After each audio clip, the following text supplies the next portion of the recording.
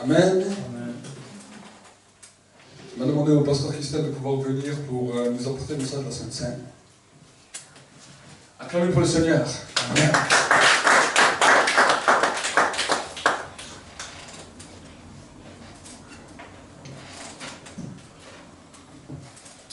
Amen. Amen. Donc je remercie vraiment Dieu d'être présente parmi vous aujourd'hui. Et c'est une joie pour nous de servir l'Éternel ici dans sa maison. Qui c'est qui est heureux ce matin d'être ici? Amen. Amen. Ce matin, vraiment, on a vécu un temps glorieux dans la présence de Dieu. J'ai vraiment senti à un moment les cieux ouverts. Et si Dieu est ici, rien n'est impossible. Amen. Amen. Donc si aujourd'hui tu es venu malade, tu es venu déprimé, tu es venu avec tes soucis, Dieu aujourd'hui il est là pour te restaurer, pour te guérir. Amen. Encore cette semaine, j'étais au boulot, j'étais complètement bloquée du dos. Vendredi après-midi, je suis allée chez le médecin. J'avais des douleurs au coccyx, au milieu du dos et à la nuque et j'étais totalement bloquée.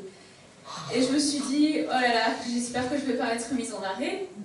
Et merci Seigneur, hier soir, on était en train de regarder un culte dans la présence de Dieu et mon mari a prié pour moi et j'étais touchée. Et aujourd'hui, ce matin, je suis là parmi vous avec des talons. Ce que je n'aurais pas pu faire en plus. Merci Seigneur. Donc je voulais prendre avec vous Ésaïe 53, pour ceux qui ont une Bible, sinon ceux qui n'en ont pas, le chat est distribué. Et en fait ce matin, j'aimerais juste pendant cette centaine, qu'on se commémore en fait le sacrifice de Dieu, de Jésus. Donc je lirai le texte en entier avec vous, et puis pour ceux qui veulent, ils peuvent fermer leurs yeux, ceux qui veulent suivre avec la Bible, ils suivent avec la Bible. Qui a cru à notre message? À qui a été révélée la puissance de l'Éternel? Car devant l'Éternel, il a grandi tout droit comme une jeune pousse, ou comme une racine sortant d'un sol aride. Il n'avait ni prestance ni beauté pour retenir notre attention, ni rien pour son aspect qui pût nous attirer. Il était méprisé, abandonné des hommes, un homme de douleur, habitué à la souffrance. Oui, il était semblable à ceux devant lesquels on détourne les yeux. Il était méprisé et nous n'avons fait aucun cas de sa valeur. Pourtant, en vérité, c'est de nos maladies qu'il s'est chargé et ce sont de nos souffrances qu'il a prises sur lui. Alors que nous pensions que Dieu l'avait puni, frappé et humilié. Mais c'est pour nos péchés qu'il a été percé, c'est pour nos fautes qu'il a été brisé. Le châtiment qui nous donne la paix est retombé sur lui, et c'est par ses blessures que nous sommes guéris. Nous étions tous errants, pareils à des brebis, chacun de nous allait par son propre chemin. L'Éternel a fait retomber sur lui les fautes de nous tous. On l'a frappé, et il s'est humilié, il n'a pas dit un mot, semblable à un agneau mené à l'abattoir. Tout comme la brebis muette devant ceux qui l'attendent, il n'a pas dit un mot. Il a été arraché à la vie par la contrainte suite à un jugement. Et qui, parmi les gens de sa génération, s'est soucié de son sort lorsqu'on l'a retranché du pays des vivants? Il a été frappé à mort à cause des péchés que mon peuple a commis. On a mis son tombeau parmi les criminels et son sépulcre parmi les riches, alors qu'il n'avait pas commis d'acte de violence, et que jamais ses lèvres n'avaient prononcé de mensonge. Mais il a plu à Dieu de le briser par la souffrance, bien que toi, Dieu, tu aies livré sa vie en sacrifice de réparation. Il verra une descendance, il vivra de longs jours, et il accomplira avec succès ce que désire l'Éternel. Car après avoir tant souffert, il verra la lumière et il sera comblé. Et parce que beaucoup de gens le connaîtront, mon serviteur le juste les déclarera justes, et il se chargera de leurs fautes. Voilà pourquoi je lui donnerai une part avec ces gens nombreux. Il partagera le butin avec la multitude, car il s'est dépouillé lui-même jusqu'à la mort. Et il s'est laissé compter parmi les malfaiteurs, car il a pris sur lui les fautes d'un grand nombre, et il est intervenu en faveur des coupables. Amen. Et en fait, par ce texte, je trouve qu'il est très beau ce texte, parce qu'en fait, il nous rappelle tout ce que Jésus a vécu, tout ce que Jésus a apporté sur la croix pour nous. Et ce matin, vraiment, j'aimerais qu'en fermant nos yeux, on se rekommémore la croix de Christ devant nous. Parce qu'un jour, il y a plus de 2000 ans, Dieu qui a tant aimé son Fils, et c'était son unique, nous dit la Bible, il l'a envoyé sur terre pour que nous, en tant qu'hommes, nous puissions, hommes, femmes, enfants, nous puissions être sauvés, nous ayons accès au salut, à la guérison, à toutes ces choses. Dieu a souffert plus que tout pour nous, et des fois, on n'a pas conscience en fait de tout ce qu'il a fait pour nous. Des fois, on passe à côté de ce sacrifice sans en prendre garde, et je trouve que c'est dommage. C'est vraiment dommage parce que le sacrifice a été fait et nous avons tout par ce sacrifice. Après, il n'est pas question de juger quiconque a péché. Si aujourd'hui tu as péché, Christ te dit que tu peux revenir à lui, que ton péché est pardonné, que tu peux recommencer une nouvelle vie avec lui, un nouveau chemin. Qu'importe ton péché, Dieu ne t'accuse pas. Des fois, les hommes, ils nous jugent, mais nous, on n'a pas à juger en fait quiconque, parce que nous-mêmes, nous sommes pécheurs, et le salut est pour quiconque croit en lui.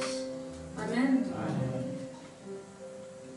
Donc ce matin, j'aimerais vraiment que par cette sainte scène, tu puisses remettre ta vie entre les mains de Dieu, recommencer un nouveau départ avec lui s'il le faut, et qu'on puisse être prêt également le jour où Christ revient. On ne sait pas quand il reviendra, ça peut être demain, ça peut être dans 3 ans, dans 20 ans, dans 100 ans. Mais qu'importe, un jour, on quittera tous cette terre, que ce soit d'un moyen ou d'un autre. Des fois, il y en a qui partent plus tôt que d'autres.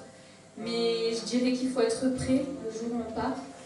Prêt au retour s'il revient demain. Des fois, on se laisse emporter par les choses de la vie, le travail, la famille, plein de choses. Mais je pense qu'il faut qu'on remette également nos priorités en place dans notre vie. Parce que Christ doit être toujours le premier. Amen. Amen. Et ce matin, par cette sainte-scène, donc, que tu puisses te remémorer tout ce qu'il a fait pour toi. Que tu puisses également être guéri, libéré, tout ce que tu as besoin, que Dieu puisse te le donner. Seigneur, ce matin, je t'amène, Seigneur, tous ces gens, toute l'Église devant toi, tous ces gens par le net également, Seigneur, qui nous suivent. Et je te prie, Seigneur, mon Dieu, mon roi, que tous ceux qui prendront la Sainte Seine, Seigneur, puissent, Seigneur, à nouveau être enflammés pour toi, Seigneur. Je te demande, Seigneur, que cette Sainte Seine soit un pacte avec toi, Seigneur, un pacte de retour, un pacte d'obéissance, un pacte, Seigneur, qui fera que nos vies soient changées, transformées par ta gloire.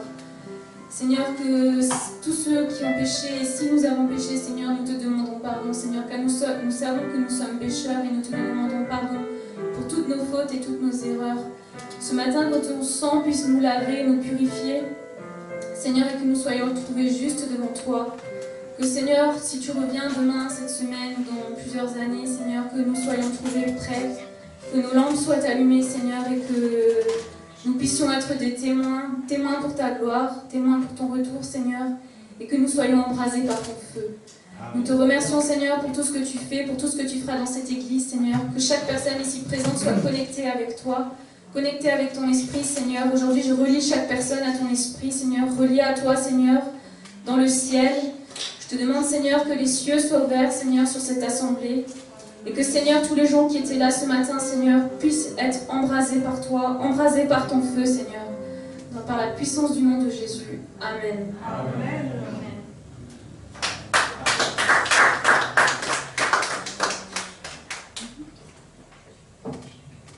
Amen. Pendant que le pasteur Christelle est en train de parler sur le message de la Sainte Seine, le Saint-Esprit m'a dit, avant de passer la Sainte Seine, prêche. Amen. Parce que le message va continuer dans la même lignée de ce qui s'est passé déjà dans le temps de la louange, dans le temps de l'introduction de la Sainte Seine. Et je crois qu'avant que nous puissions prendre ce repas ensemble, je crois que nous devons aller dans toute la dimension que Dieu veut entendre pour nous. Amen. Amen. Dis à ton frère, dis à ta sœur, tu as bien fait de venir ce matin. Amen. Amen. Dieu a quelque chose pour toi. Amen. Est-ce que tu le crois? Oui. Est-ce que tu es venu avec une faim et une soif? Amen. Amen. Est-ce que tu es venu avec une faim et une soif que Dieu va te donner quelque chose? Amen. Si tu n'es pas venu avec une faim et une soif, tu vas aller voir les gens qui ont une faim et une soif. Amen. Amen. Mais moi je viens pour les gens et les femmes, les hommes et les femmes qui ont faim, qui ont soif et qui veulent quelque chose de la part de Dieu. Amen. Amen. Amen. Et si pendant ce temps où tu entends le message de la prédication, S'il y a une parole qui te touche, n'hésite pas à dire Amen et saisis-le par la foi. Amen. Saisis les choses dans l'esprit. Reçois les choses dans l'esprit. Attrape les choses dans l'esprit. Attrape l'onction. Attrape-la. Quand le message commence à te toucher, quand le message commence à bouillir dans ta vie, commence à l'attraper et tu verras alors que la gloire va se manifester dans ta vie, que le message va commencer à devenir une dynamique dans ta vie pour t'amener dans une nouvelle dimension. Amen. Amen. Amen. Alors que ce matin, j'étais dans un temps de prière, dans un temps où je m'attendais à l'Esprit, le Saint-Esprit m'a donné une vision. Et dans cette vision, je voyais mes enfants qui étaient sortis dehors. Et quand je les voyais dehors, à un moment donné, ils ont fait quelque chose qui a dépassé les limites que je leur avais données. Je leur ai dit, tu ne vas pas jusqu'à cette limite. Et j'ai vu un moment, je les observais par la fenêtre. Et à un moment donné, j'ai vu qu'ils ont pris leur vélo et qu'ils ont franchi cette limite. Et moi, j'ai commencé à crier. Et j'ai ouvert la fenêtre, qui était une double vitrage. Une fenêtre en PVC. J'ai ouvert la fenêtre, mais ils ne m'entendaient pas et ils continuaient. Et j'ai crié. Et tout d'un coup, j'ai dit, mais comment ça se fait? Je crie, la fenêtre ouverte et ils ne m'entendent pas. Je vois qu'il y avait encore une autre fenêtre, qui était transparente à mes yeux. Mais tout d'un coup, le Saint-Esprit m'a ouvert les yeux, j'ai vu qu'il y avait une autre fenêtre et j'avais beau taper, beau crier, il ne m'entendait pas. Et ensuite, je dis, il faut que je me prépare, il faut que je sorte, il faut que j'aille les voir. Et tout d'un coup, je suis revenu à moi de cette vision. Et je me dis, mais pourquoi j'ai cette vision? Et là, le Saint-Esprit me parle. Il me dit, il y a beaucoup d'hommes, beaucoup de femmes qui ont des doubles vitrages dans leur vie. Je parle de la même manière, je les interpelle, je fais des choses, mais ils ne m'entendent pas. Le message que je vais donner aujourd'hui, c'est le double vitrage. Et quand j'étais dans mon salon, et que le Saint-Esprit m'a dit, tu vas prêcher du double vitrage, j'ai dit, mais Seigneur, qu'est-ce que ça a à voir avec la parole? Il me dit, ils voient, mais ils ne voient pas. Ils entendent, mais ils n'entendent pas. Car le cœur de ce peuple est devenu endurci. Amen. Amen. Le Seigneur m'a dit combien de fois je parle de la même manière que tu as parlé dans cette vision. Combien de fois j'interpelle de la même manière que je t'ai montré. Et mon peuple ne m'entend pas. Amen. Vous savez, il y a un temps où nous devons revenir à la raison. Parce que la Bible nous parle que la Babylone sera détruite en 1 heure. Dans le livre de l'Apocalypse, la Bible nous parle que la Babylone sera détruite en 1 heure. Il y a eu 3 Babylones à travers la Bible. La première Babylone était celle que Nemrod a construite. Elle a été confondue à travers le langage. La deuxième Babylone était celle où Daniel, Shadrach, Meshach et Abednego avaient été amenés captifs. Et la Bible nous dit que cette Babylone a été détruite par Cyrus en 1 nuit. En 1 nuit. Mais si vous regardez un petit peu toutes les choses aujourd'hui que nous pouvons voir à travers notre nation, à travers notre pays, nous pouvons nous poser beaucoup de questions, nous pouvons nous dire, mais dans quel temps nous sommes? J'aimerais vous dire qu'il y a eu un temps de la reconstruction de Babylone et qu'actuellement la 3e Babylone est la cité super parfaite. Les 2 autres Babylone n'avaient rien à voir avec celle-là. La première Babylone, ils voulaient combattre Dieu. La 2e Babylone, c'était les gens qui étaient autour du roi qui vivaient dans la débauche. Mais la 3e Babylone, ils essayent d'emporter le monde avec eux. Est-ce que vous savez? Pourquoi je vous dis cela? Parce qu'il y avait eu des courants de foi à travers la France. J'ai parlé mardi de tous les différents réveils. Il y avait eu les réveils des Huguenots qui a commencé en France puissamment et ils ont dû fuir. Le dragon ancien est venu parce qu'il a voulu détruire l'enfant. Il a voulu détruire l'enfant. Il a voulu le détruire et l'enfant a dû fuir dans un désert. Il est parti en Amérique. Et de l'Amérique, des grands réveils ont explosé à travers le monde. Ça a commencé à toucher l'Afrique, ça a commencé à toucher l'Inde, ça a commencé à toucher l'Asie, ça a commencé à bouleverser le monde. Mais là où le dragon ancien était, c'était ici dans le vieux continent, celui qu'on appelle le vieux continent, la terre de l'Europe. Et je vais vous dire que maintenant, l'enfant est devenu assez fort pour revenir dans la nation. Le réveil est devenu assez fort. Il a eu assez de force parce qu'il est répandu à travers le monde pour que la nation du vieux continent soit impactée par la gloire du réveil. J'ai parlé de cela mardi soir. Mais maintenant, j'aimerais aller plus loin. Et j'aimerais vous dire pourquoi je vous parle que la Babylone est aujourd'hui le monde actuel. Parce qu'il faut connaître le temps et les histoires et les circonstances pour savoir dans quel temps nous sommes. Il faut savoir que quand il y a eu la première guerre mondiale, la France a fait la guerre à l'Allemagne. L'Allemagne a subi un dommage terrible. Pourquoi? Pourquoi cela s'est passé? Parce que la première guerre mondiale, ils sont ligués contre l'Allemagne. Pourquoi? Parce qu'un jour en Allemagne, il y a un homme qui a traduit la Bible et qui l'a amené à travers tous les continents. Cet homme était Martin Luther. Il a traduit la Bible et l'Allemagne avait été impactée par la mentalité du christianisme. Dans l'Allemagne, partout, on parlait du christianisme, de la réforme protestante, à cause de ce que Luther avait fait. Les nations de la terre, le dragon ancien, s'est ligué contre cette nation pour enlever toutes les valeurs de l'évangile qu'elle avait. Mais quand ils ont vu qu'ils n'ont pas réussi à la vaincre à travers la guerre mondiale, un autre antichrist est né dans la propre nation, celui qu'on appelait Hitler. Il a commencé à grandir. Et vous savez ce qu'il a fait? Il a fait deux choses qui ont amené la deuxième guerre mondiale, dans laquelle Satan a installé son trône. La Bible nous parle dans le livre de l'Apocalypse qu'il y a le trône de Satan. Le trône de Satan avait été détruit. Mais Hitler a fait quoi? À Berlin, il a reconstruit le temple de Satan. Et il a ramené la porte de Babylone. Il y avait juste encore une porte de Babylone. Babylone avait été détruite par le feu. Mais il restait une porte. Et Hitler a ramené cette porte à Babylone. Le jour où il a posé cette porte, et il a reconstruit le trône de Satan, la deuxième guerre mondiale a explosé. Est-ce que vous comprenez? Souvent les gens disent, je vais prier pour ma nation.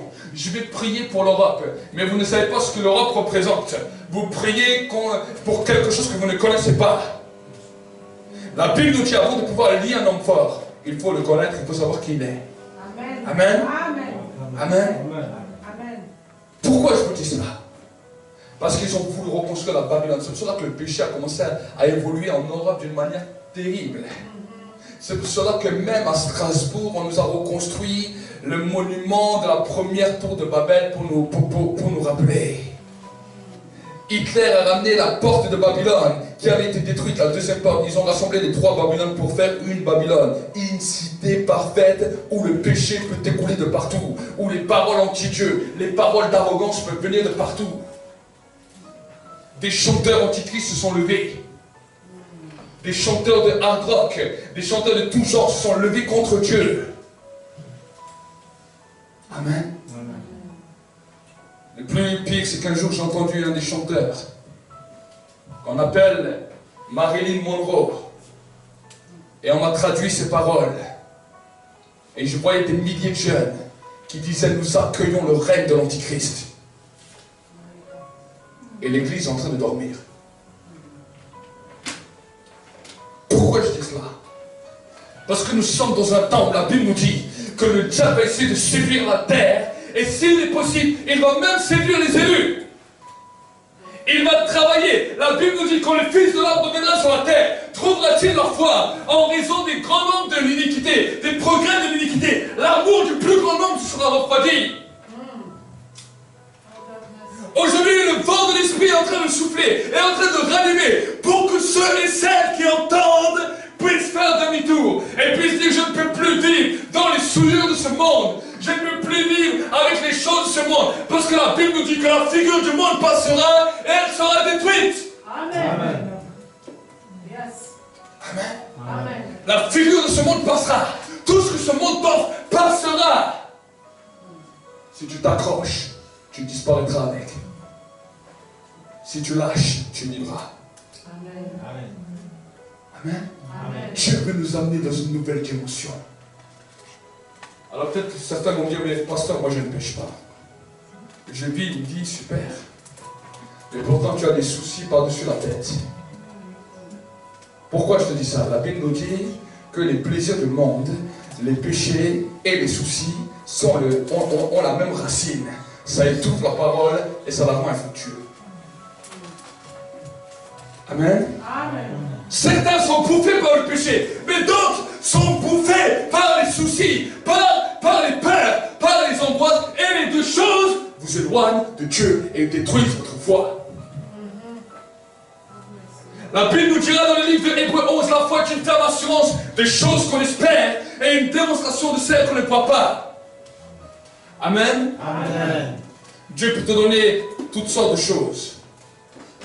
J'ai vu même des fois des hommes d'onction. Un jour, j'ai vu un homme d'onction puissamment, que Dieu utilise puissamment. Et moi-même, quand je l'ai vu, je dis waouh. Mais quand j'ai entendu après ce qu'il a dit dans le discours, il a pris le micro. Il a dit, les frères et sœurs, moi, j'ai pas la foi. Dieu lui avait donné quelque chose. Mais la foi avait disparu. Amen. Amen. Amen. Dieu peut te donner beaucoup de cadeaux. Amen. La Bible nous dit qu'il y aura un jour devant Dieu des gens qui diront, mais Seigneur, on a chassé les démons, on a guéri les malades, on a purifié les lépreux. Ça, c'est les dons que Dieu a donnés. Mais si leur foi n'a pas été travaillée, s'ils n'ont pas travaillé leur foi, ils peuvent voir des guérisons, ils peuvent voir des centaines de milliers de foules, mais ils peuvent passer à côté de l'éternité parce qu'il leur manque la foi. Amen. Amen. Souvent, j'ai peut-être choqué les gens. Des fois que j'allais prêcher dans certains endroits, j'ai dit aux gens, si tu viens chez moi, pour que j'ai la foi pour toi, alors tu te trompes. Moi, je n'aurai jamais la foi pour personne. J'ai déjà la foi pour moi, c'est déjà bien. Amen. Amen. Amen. Amen. Souvent, les gens sont venus vers moi et m'ont dit, mais pasteur, tu nous choques. Tu entends ce que tu nous dis que tu n'as pas la foi pour voir les malades guéris. Je n'ai pas la foi pour voir les malades guéris. Il y a une onction de guérison qui est sur moi. Si toi tu as la foi, tu te saisis de ta guérison toi-même. Amen. Amen. Amen. Quand moi je suis malade, je n'attends pas que quelqu'un mette sa foi en action pour moi, mais je mets ma foi en action. Et je dis souvent à mon épouse, j'ai même pas besoin d'attendre d'arriver chez l'homme de Dieu. À peine j'arrive, l'atmosphère de l'onction là, je suis déjà guéri avant qu'il me prie. Amen. Amen. Je n'ai pas la foi pour les autres, j'ai la foi pour moi. Amen. Et quand quelqu'un vient devant moi, il doit avoir la foi pour lui. Oui. Amen. Amen. Amen. Amen. C'est pour ça que Jésus, avec l'onction qu'il avait, il aurait pu faire ce qu'il voulait. Mais avant, des fois même de prier, il asseyait les gens. Il dit, vous me fatiguez, vous croyez que je vais avoir la foi pour vous? La Bible nous dit un jour, on lui amène un enfant épileptique. Il l'a emmené d'abord aux disciples. Les disciples n'ont rien compris. Eux, ils priaient. Et ils disent, on va chasser le démon. Ils n'arrivent pas. Le Père amène l'enfant à Jésus, dit, les disciples n'ont rien pu faire. Il dit, est-ce que tu peux guérir mon enfant? Jésus le regarde. Il dit, comment ça si je peux? Tout est possible dans celui qui croit. Il n'a rien fait. Il a dit, tout est possible dans celui qui croit. Mais là, le Père, il a compris. Il a dit, si mon fils n'a pas été guéri par les disciples, ce n'est pas à cause de la foi des disciples, c'est à cause de ma propre foi. Amen. Il s'est mis à genoux. Il a dit, Seigneur, viens au secours de mon incrédulité. Maintenant, je crois. Amen. Et Jésus a guéri son fils. Amen.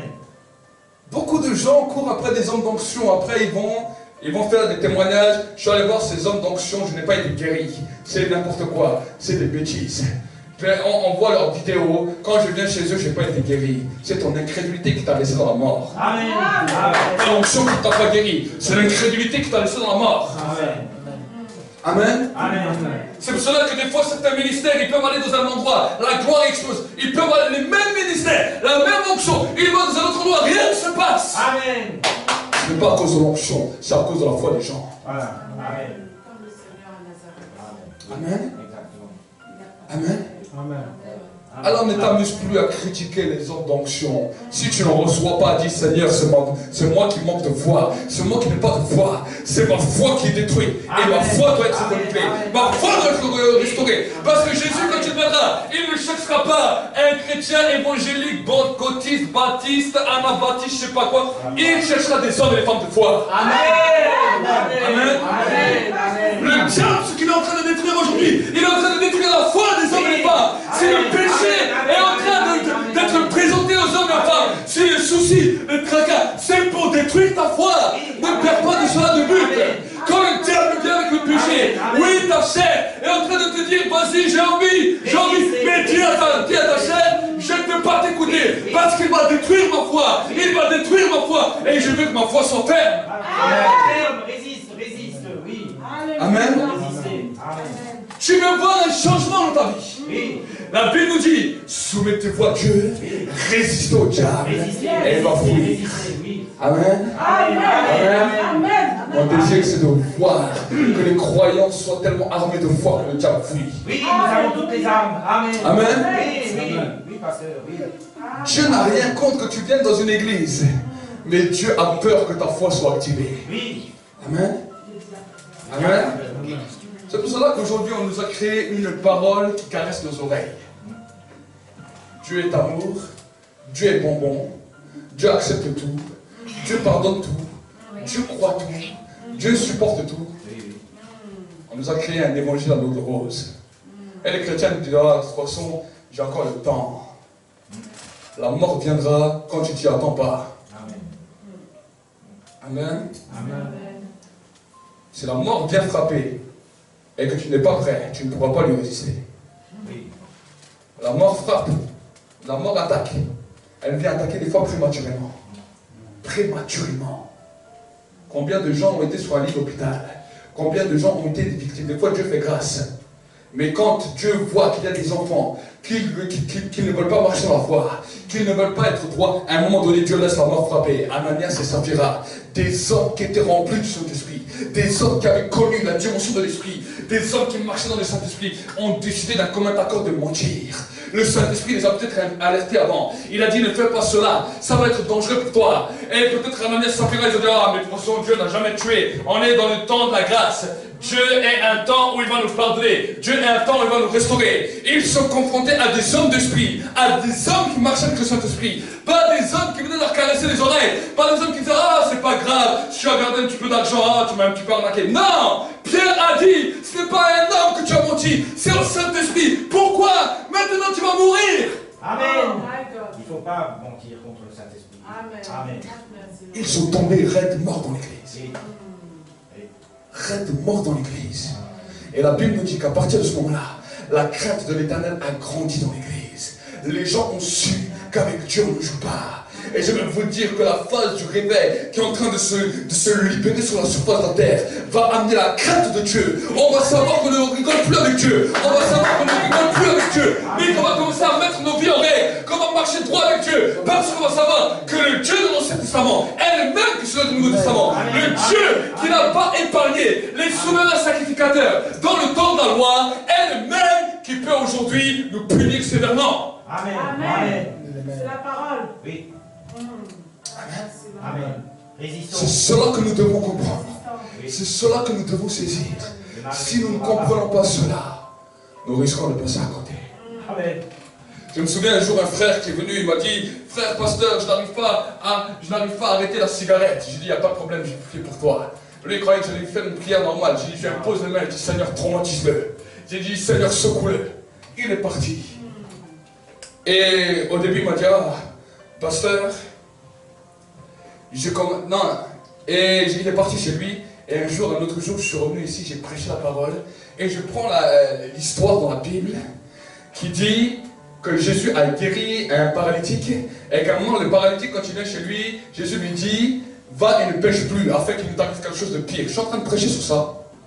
Et à la fin, il vient chez moi, il me dit, pasteur, il me dit, la dernière fois que vous avez prié pour moi, au début, quand je suis parti, je n'avais plus l'envie de fumer, mais après, j'ai quand même refumé. Et il m'a dit, et mon cœur a commencé à battre comme si j'allais faire un arrêt cardiaque. Il me dit, mais je ne savais pas c'était quoi, je pensais que c'était rien du tout. Il a dit, je suis revenu à l'église. Quand vous étiez en train de prêcher, quand vous avez dit, va et ne pêche plus afin qu'il t'arrive quelque chose de pire, le Saint-Esprit m'a saisi et m'a dit que si je continuais, j'allais mourir. Amen. Il est sorti de ce lieu, il était libre. Restons droits. Amen. Dieu est un Dieu juste. Dieu est un Dieu qui attend de toi que tu commences à marcher dans ses voies. Amen. Et peut-être tu vas me dire, mais pasteur, j'ai une faiblesse. Tout le monde a des faiblesses. J'ai des faiblesses aussi. Amen. Amen. Et la marche avec Dieu va permettre d'identifier nos faiblesses. Amen. Parce qu'on va commencer à se connaître. La première des choses que Dieu va faire, c'est qu'il va t'apprendre à te connaître, parce que tu ne te connais pas. Je me souviens au début de ma conversion, j'ai dit à Dieu, oh Seigneur, je ne tomberai jamais. Seigneur, je serai un homme qui est juste tout le temps. Seigneur, je serai un homme qui ne ferait jamais de péché. Son homme m'a dit, attends, tu ne te connais pas encore. J'ai dit, je sais en qui j'ai cru. J'ai vu la grâce de Dieu qui a touché ma vie. Mais j'aimerais vous dire que quand Dieu a commencé à me révéler mes faiblesses, plus que je jeûnais, plus mes faiblesses étaient grandes, plus que je commençais à avoir peur de moi-même, jusqu'à ce que je suis tombé dans mes propres faiblesses, jusqu'à ce que moi-même j'ai commis le péché. Et je dis à Dieu, mais Seigneur, comment ça se fait? Je prêche, et pourtant moi-même, Dieu me dit, tant que tu dis que tu ne tomberas jamais dans le péché, tu tomberas toujours dans le péché. Amen, amen, amen. Et il m'a dit, dis-moi ta faiblesse. Amen. Dis-moi ta faiblesse. Et à un moment donné, alors je dis à Dieu, comment je vais dire ma faiblesse? Dieu me dit, écoute, c'est simple. Tu viens devant moi et tu me dis tout ce qu'il y a dans ton cœur. Je dis, comment ça? Il me dit toutes les pensées mauvaises. Vous savez, des fois, on peut parler à Dieu de toutes les bonnes choses qu'on a, de tous les bons projets qu'on a, de toutes les bonnes dimensions de foi. Mais à l'intérieur de nous, il y a des pensées des fois mauvaises, des pensées impures, des pensées qui sont là et qu'on croit toujours que c'est le diable. C'est pas le diable, c'est toi. Amen. Amen. Amen. Amen. C'est pas le diable. C'est ta propre personne qui est comme ça. Et chaque fois que tu viens dans la présence de Dieu, Dieu te montre qui tu es. Dieu te dit, je t'ai aimé comme ça. Est-ce que tu arrives à t'aimer? Est-ce que tu arrives à t'accepter et à reconnaître qui tu es pour que je vienne t'aider? Alors que tu es dans le désespoir, quand tu es dans la faiblesse, quand tu es dans le découragement, pour que je vienne faire quelque chose dans ta vie. Amen. Il y a, je confirme, il y a. Amen. Amen, amen, amen. Mais aujourd'hui, on nous a créé une religion super évangélique, pentecôtisante, charismatisante, où on vient à l'église, on prie en langue, on est des super saints, des super génies, on ne dit jamais nos faiblesses, mais malheureusement le péché est en train de se voir même à travers l'église, partout. Amen, amen. Pourquoi? Parce que les gens ne font plus la réalité de venir dire à l'église, ok, je viens à l'église, mais je n'ai pas peur d'aller voir mon frère et de dire, voilà dans quelle faiblesse j'ai, voilà quel est mon problème, mais je suis en train de combattre, Dieu va me donner la force et je sais que ce péché-là, je dois le fuir, parce que c'est ce péché-là qui veut me détruire, qui veut briser ma foi, qui veut m'anéantir et qui veut me détruire. Amen. Amen. Amen. Amen. C'est parce qu'à un moment dans ma vie, j'ai pu voir des serviteurs de Dieu qui ne m'ont pas jugé. Moi-même, j'étais aussi dans le service, mais j'ai pu aller les voir et j'ai pu leur dire, moi aussi, voilà, j'ai eu telle faiblesse, prie pour moi. Parle le Saint-Esprit. Amen. Oui. Mais si vous croyez que vous êtes des superstars, vous êtes invincibles à toutes sortes de péchés, j'aimerais vous dire, je ne vous laisse pas 10 ans. Amen. Je ne vous laisse pas 10 ans. Amen. Oui, Saint-Esprit. Amen. Amen. Le Saint-Esprit le sait. Oui. Même l'apôtre Paul dira à un moment, le bien que je veux faire, je ne le fais pas. Le mal que je ne veux pas faire, voilà ce que je fais. Qui va me séparer de ce corps de mort? Il a réalisé. Et au bout d'un moment, au début, il était là. Il arrive dans l'église de Romains. La Bible nous dit que l'église de Romains était connue à travers le monde à cause de la foi qu'elles avaient. Mais quand il est arrivé là-bas, ils ont dit, ah, l'apôtre Paul va venir avec une grande puissance. On va voir des grandes choses. Il va nous donner un message hyper révélateur. Il arrive devant eux. Et il dit, écoutez bien, mes amis, je vais vous révéler quelque chose. Je vais vous parler de ma propre faiblesse. Le bien que je peux faire, je ne le fais pas. Ce que je pratique, c'est ce que je ne veux pas faire. Qui me séparera de ce corps de mort? Ils l'ont regardé avec des grands yeux. Ils ont dit, mais qu'est-ce qu'il nous raconte cet homme? On est venu voir un grand conférencier. On est venu voir un grand homme qui bouleverse le monde. Quand il arrive devant nous, il nous dit ça. Il dit, attendez, ça c'était ma condition quand j'ai commencé ma foi. Et il continue un peu plus loin dans les versets. Et il dira, c'est alors que je suis faible. C'est là que je suis fort. Je puis tout par celui qui me fortifie. Amen.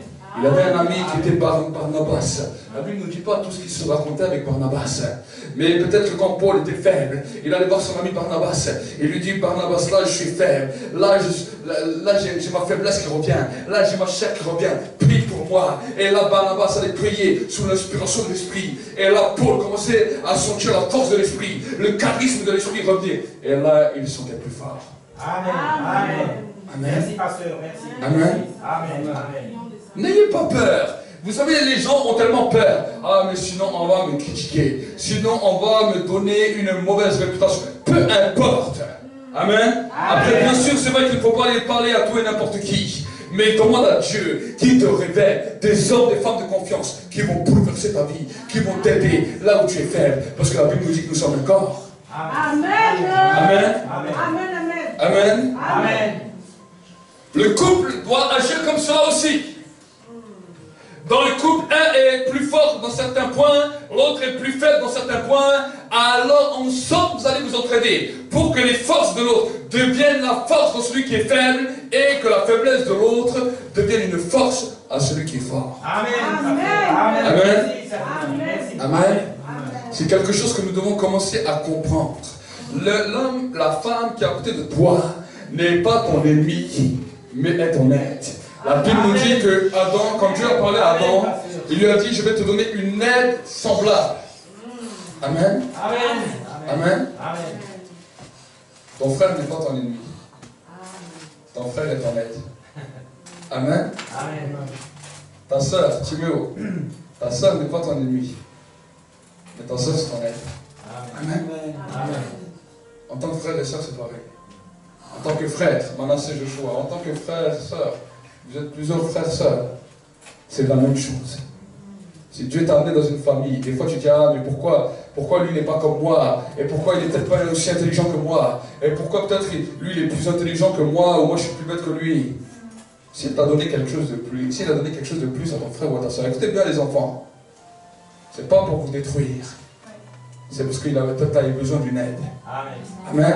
Si peut-être il avait de la difficulté dans ça. Celui qui vient après ou celui qui vient avant est peut-être plus avancé dans ça que ça. Mais lui, il va t'aider. Et un jour, c'est lui qui va t'aider pour autre chose. Amen. Amen. Le diable est venu mettre un miroir. Le diable est venu mettre un double vitrage pour séparer les générations, séparer les frères et sœurs, séparer les hommes des femmes, séparer les couples. C'est pour cela qu'on entend parler de divorce. C'est pour cela qu'on entend parler de séparation, de toutes sortes de choses, parce qu'on n'a plus compris les règles. Amen. Amen. Et quand nous commençons à comprendre les règles, nous allons retourner à la base de la parole. Amen. Vous savez, la Bible nous dit que dans le temple, il y avait un voile, qu'on peut appeler un vitrage. À l'époque, c'était un voile. Ce n'était pas un petit rideau tout fin. C'était un rideau hyper épais, dans lequel personne ne pouvait voir ce qui se passait, personne ne pouvait entendre ce qui se passait. On n'avait pas encore créé les plaques d'isolation, mais les rideaux qu'ils avaient dans le temple étaient semblables à la plaque d'isolation. Personne ne pouvait savoir ce qui se passe.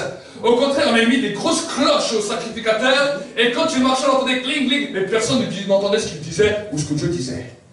J'aimerais vous poser une question. Comment Dieu, qui quand la Bible nous dit il parle, sa voix est semblable à des grandes eaux, la nature entière tremble, la terre entière tremble, et l'homme qui est là n'entend rien? Incroyable. Expliquez-moi ça. Comment?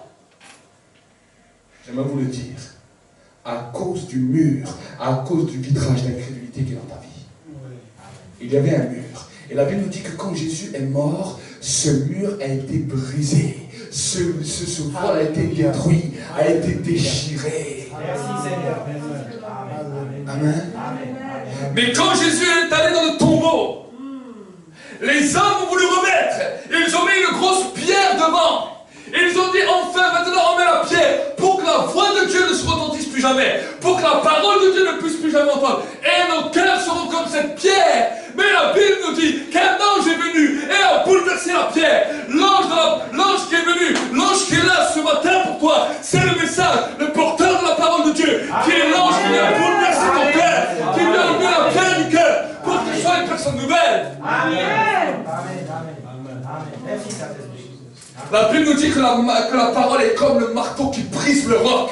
Alléluia. Le rocher qu'on a mis devant le tombeau de Jésus est le même qui est ton cœur. Mais la parole de Dieu va commencer à taper, jusqu'à ce que cette terre explose. Amen. C'est pour cela que le diable n'aime pas que tu viennes entendre une parole lointe. Oui. Chaque fois qu'il voit un endroit où il y a l'onction, où la parole est capable de briser, où la parole est capable d'amener la transformation, il fait fuir les gens. Est-ce que c'est ça? Il n'a rien contre que tu viennes écouter des belles paroles qui te caressent les oreilles. Mais quand une parole vient bouleverser ta vie, le diable dit non, s'il l'écoute une fois, c'est déjà chaud. Mais s'il l'écoute 2 fois, 10 fois, 1 an, 2 ans, il va devenir tellement fort que je ne pourrai plus rien. Oui. Oui. Amen. C'est pour cela que des fois vous avez de la difficulté. Quand vous dites je vais venir à l'église, le diable dit non, fais autre chose. Fais autre chose. Alors il te propose tout ce que tu veux. C'est comme si tout d'un coup tous tes besoins sont ouverts d'un coup. Tout ce que tu attendais depuis longtemps est ouvert d'un coup, au moment de la réunion. Le film que tu attendais depuis 20 ans est là. La promotion que tu attendais depuis 15 ans est là. Amen. Les amis que tu n'avais plus vus depuis longtemps t'appellent et disent ah, j'ai envie de te revoir maintenant, urgent. Pourquoi maintenant? Parce que le diable sait que si tu entends la parole va taper sur ton cœur, va taper sur le rocher, va taper sur le roc, et le roc va commencer à exploser. Le feu qui est là, qui était enflammé, le feu qui est là, la vie de Christ qui était enfermée dans le tombeau, va commencer à jaillir, et la mort va être brisée, la mort va être détruite, pour la gloire de Dieu le Père.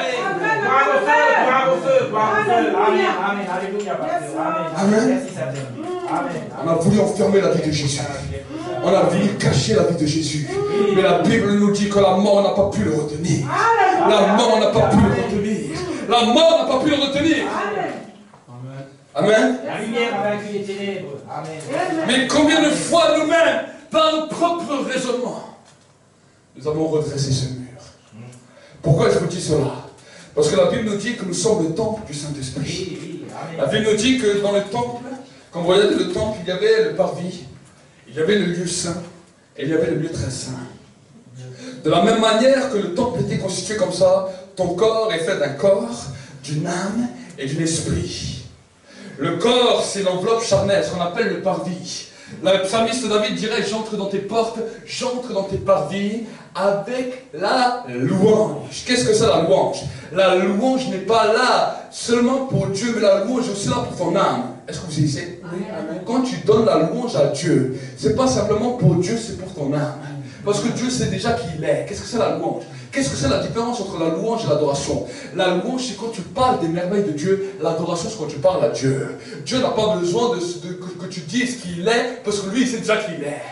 Mais quand tu commences à déclarer la louange, à dire, oh, quand je regarde les étoiles, quand je regarde tout ce que tu as créé, quand je regarde tout ce que tu as fait, je réalise que tu es grand. Quand tu dis une parole comme ça, Dieu sait déjà qui il est. Mais si tu dis des choses comme ça, ce n'est pas seulement pour Dieu, mais c'est déjà pour ton âme. Pour que ton âme commence à comprendre qui est Dieu. Pour que ton âme commence à comprendre et saisir quelle est la grandeur de Dieu. Amen. Amen. Mais si tu fais simplement la louange, je te donne là des belles louanges, on met un diapo, et là on chante des chants où on parle des merveilles de Dieu. On parle que Dieu a créé le soleil, que Dieu a créé les étoiles, que Dieu a créé le ciel, la terre, tout. Mais tu n'as pas encore parlé avec Dieu. Il a dit tes parvis. J'entre dans tes parvis, j'entre dans tes portes, j'entre dans tes parvis avec la louange. Pourquoi? Pour que les émotions de ton âme soient touchées. Il faut que ton âme ait entendu parler des merveilles de Dieu, qui a cru à ce qu'on a prêché. Vers qui le bras du Seigneur va être tendu. Est-ce que vous disiez? Amen. Et là, au bout d'un moment, tu commences à chanter. Tu commences à dire, au début, tu chantes, mais ton âme est loin. Mais au bout d'un moment, il y a des choses qui vont commencer à toucher ton âme. Et ton âme va commencer à être touchée. Est-ce que vous savez? Quand ton âme commence à être touchée, c'est là où tu entres dans le lieu saint. Dans le lieu saint, c'est là où il y a les pains de proposition. C'est là où il y a le chandelier. C'est là où il y a les cuves de vin. C'est là où toutes les choses sont pour t'amener à la purification. Pourquoi on parle des pains de proposition à ce moment-là? Parce que la Bible nous dit que les pains de proposition, c'est le symbole de la parole de Dieu. Qu'est-ce que c'est la parole de Dieu? La Bible nous dit que la parole de Dieu est une épée à double tranchant qui sépare et juge les pensées et les sentiments de l'âme et de l'esprit. C'est quand tu es dans le lieu saint. Tu ne peux pas rentrer dans le lieu très saint si tu ne passes pas par cette étape. Parce que dans cette étape, le Saint-Esprit va commencer à te révéler qui tu es vraiment. Le Saint-Esprit va commencer à te révéler quelles sont tes faiblesses. Le Saint-Esprit va commencer à te montrer qui tu es. Tu commences à peine entrer en contact avec Dieu, que l'onction déjà commence à amener une révélation sur toi-même pour que tu puisses te connaître et pour que tu puisses t'aimer. pour que tu puisses faire une alliance de transformation et pour aller dans le lieu 3 fois saint. Amen. Mais la Bible nous dit que dans le temple, il y avait un voile qui était là. Pour pouvoir accéder du lieu saint au lieu très saint, le sacrificateur devait attendre 1 an. Le souverain sacrificateur, pendant 1 an de préparation, et il rentrait. Mais j'aimerais vous dire que vous avez la possibilité d'y entrer tous les jours, à la condition de quoi? Que le voile d'incrédulité qui s'est levé dans vos vies, le voile qui a détruit votre foi, soit brisé pendant ce temps d'alliance. Soit détruit pendant ce temps d'alliance. Des fois, vous êtes ressortis du temple, vous n'êtes même pas rentré dans le lieu 3 fois saint, vous êtes resté dans le lieu saint, mais parce que vous n'avez pas réussi à briser le voile d'incrédulité qui était là, la foi n'a pas pu germer, tu n'as pas pu rencontrer Dieu, et ta vie n'a pas changé. Amen, merci. Ta vie est restée pareille. Alors tu dis, mais pasteur, j'ai passé du temps de la prière, je suis entré dans la présence de Dieu. Tu n'es pas entré dans la présence de Dieu, tu es allé jusqu'au lieu saint, mais parce que le voile d'incrédulité était toujours là, tu n'as pas pu percer cela, et tu n'es pas rentré dans le lieu 3 fois saint. Le lieu 3 fois saint est le temps de la communion avec le Saint-Esprit. Le temps où tu es le plus haut avec Dieu. Le temps où tu es le plus proche avec Dieu. Le temps où Dieu commence à t'ouvrir son cœur. Le temps où Dieu commence à te révéler les choses cachées, les mystères cachés. Le temps où tu ne révèles plus sur toi-même, mais que Dieu te révèle qui il est. Le temps où tu commences à grandir dans une intimité. Et la paix commence à venir. La sainteté commence à venir. La gloire de Dieu commence à venir. La transformation commence à venir. Et la Bible me dit, aucun homme ne peut entrer dans la présence de Dieu et en sortir de la même manière qu'il en est entré. Amen. Aucun. Amen. Que tout le monde rentre. Amen. La première fois, j'ai commencé à comprendre ça. Au début, j'étais comme beaucoup de croyants. Je priais, je passais du temps dans la prière, je passais du temps dans le jeûne. Et je commençais à être confronté à ma propre personne. Plus que je jeûnais, plus c'était pire. J'ai dit, mais je flippe carrément. Un jour, je vais commettre tellement de péchés parce que j'ai peur de moi-même. Mais à un moment donné, j'ai continué à chercher. Et je dis, mais c'est pas possible. J'ai beau prier, j'ai beau jeûner, je suis rentré même dans le ministère. J'ai commencé à exercer les dons spirituels, manifester la puissance. J'ai dit, mais comment ça se fait qu'aucun changement ne se fait à l'intérieur même de mon cœur, à l'intérieur même de mes pensées, à la sphère la plus haute de l'âme? Parce que je n'avais pas compris que je rentrais chaque fois dans le lieu saint, mais que j'en ressortais. Je pouvais pleurer, mon âme était touchée, les émotions étaient touchées. Tu peux même tomber dans l'esprit, tomber sur la puissance de Dieu. Tes émotions sont touchées. Et pourtant, ça ne te change pas. Amen, pasteur. On n'a qu'un seul Dieu. Mais en 2008, alors que j'ai continué comme cela, je priais, je jeûnais désespérément, que j'ai commencé à entrer dans le lieu 3 fois saint. J'étais converti depuis 2004. J'entendais les messages de Dieu, je pouvais prophétiser, je pouvais donner des paroles, connaissances puissantes, je pouvais voir des guérisons de délivrance. Mais c'est que 4 ans plus tard que je suis entré pour la première fois dans le lieu très saint. Et quand je suis commencé à entrer dans la communion du Saint-Esprit, quelque chose s'est produit. Avant, j'ai pu sentir le feu, j'ai pu sentir beaucoup de choses. Mais là, à ce moment-là, la paix est venue dans mes pensées. Mes pensées sont devenues calmes. Mon cœur est devenu tranquille. Des fois, il y avait des peurs, des fois, il y avait de l'angoisse, des fois, il y avait des troubles. Et tout d'un coup, j'ai commencé à me sentir bien. J'ai commencé à me sentir épanoui. Et j'ai dit, mais comment ça se fait que je n'ai pas trouvé ça tout de suite? Et le Saint-Esprit est en train de dire, c'est parce que tu es seulement resté dans le lieu saint. Mais le voile d'incrédulité était toujours là. Des fois, nous croyons, mais quand nous arrivons face aux situations, face aux problèmes, on dit, est-ce que Dieu va vraiment agir?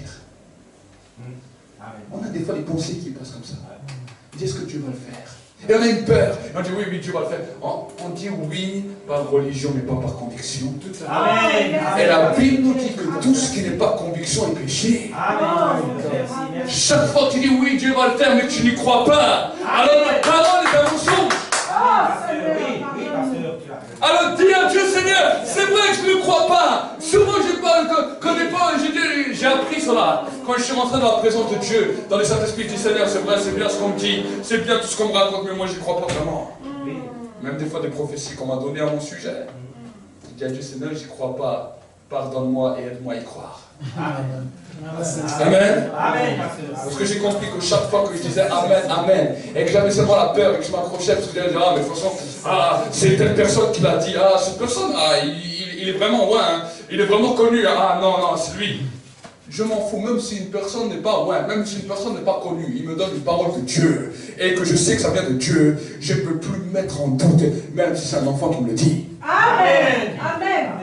Amen. Amen. C'est ça aujourd'hui. Mais qui t'a donné cette parole, hein, quand on donne une parole de Dieu? Mais qui t'a donné cette parole, hein? C'est quoi son curriculum vital? D'où il sort? Combien de monde vient dans son église? Et quel est ce serviteur? Ah, si il te dit c'est un serviteur reconnu mondialement, ah, c'est une parole de Dieu. Si on te dit, ah, mais c'est le clochard de la rue, qui, quand je suis passé, m'a arrêté, m'a donné une parole de Dieu. Ah non, ça c'est le diable. Le diable ne parle pas dans la rue. Le diable Dieu ne parle pas par un clochard. Amen. Est-ce que vous comprenez? Voilà ce qui a détruit. C'est ça. Et si même le grand homme de Dieu s'est trompé. Amen. Est-ce que vous saisissez? Saint-Esprit est de nous à discerner. C'est à nous de saisir, c'est à nous de comprendre. Si tu n'entres jamais dans le lieu 3 fois saint, ta vie ne pourra jamais être changée et les paroles de Dieu pourront rester stériles. Des choses pourront être données. Des dons, vous savez, quand Dieu donne des dons, tu n'as pas besoin de faire quoi que ce soit. Les dons tombent dessus et tout d'un coup, il y a les manifestations qui se commencent. Tu n'as même pas besoin de chercher. Même moi-même, la première fois que les manifestations se manifestaient, je me demandais si les gens faisaient du cinéma, c'était réel. Je me posais des questions.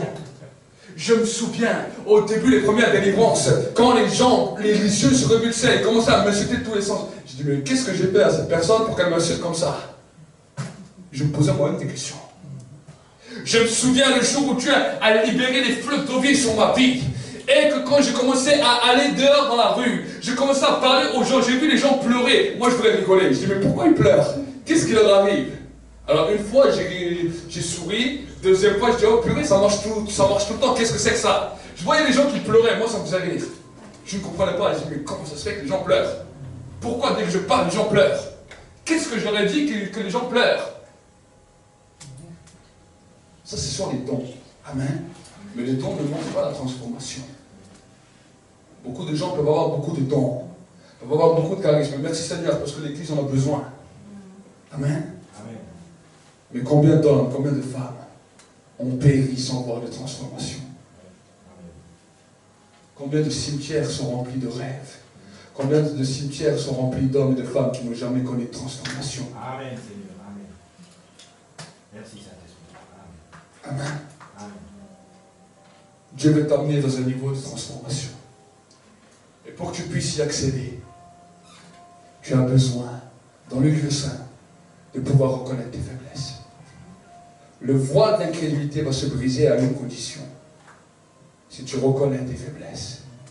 Si tu dis, Seigneur, je reconnais que je suis comme ça. Seigneur, je reconnais que je suis comme ça. Vous savez, moi, au début, quand j'ai commencé à dire ma vie à Dieu, j'ai commencé à devenir rouge. Je me suis assis. J'ai dit, mais Seigneur, toi, tu me dis d'aimer tel et tel, mais j'ai envie de te tuer. J'ai envie de massacrer cette personne.